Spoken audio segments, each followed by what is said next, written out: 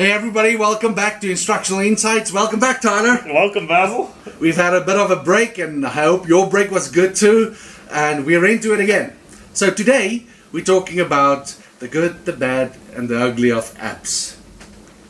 Do you use apps? Yeah, I use apps for teaching and organizing sometimes. So my own life. The big thing of apps, I think, is, and we're not going to go into apps today in terms of specific ones. We'll do that in following videos. But today we just want to talk about the positive and negative of apps.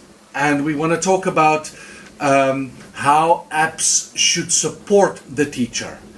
Because, Tyler, it doesn't help we use apps and it just makes the work more. I mean, it's more administration and more things to do. It's counterproductive. What do you think? Yeah, the goal is, I think, of an app is to make your life easier rather than harder. Yeah, so keep the app simple, and there's some good and there's some bad. But I'd say if it can make your life easier, then it's great. So how to choose? When do you decide an app is a good thing, and when is it just gonna make more work for you?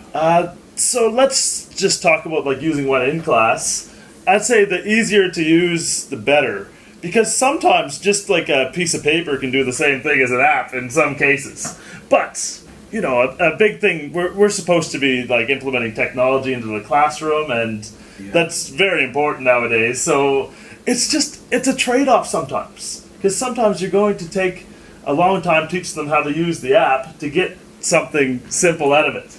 Oh yeah, I get that. I don't know. You have to think: is it worth it or not? Yeah, that's the thing. So in the end, it's about choosing the right apps and using it for the right stuff.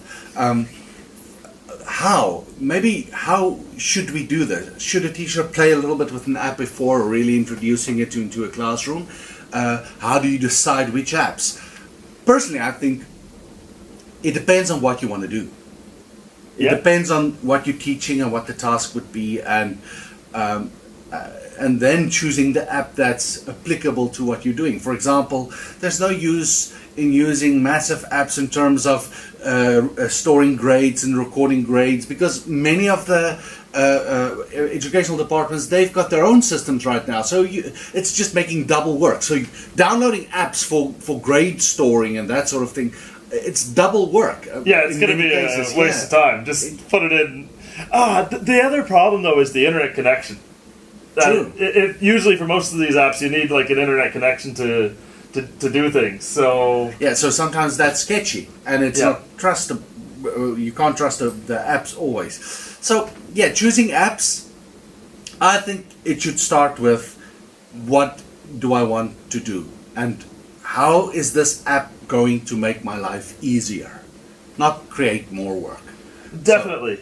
So, I think that's what it's all about in the end. And of course, introducing new things to the students is good too. Like getting them familiar with technology and using it.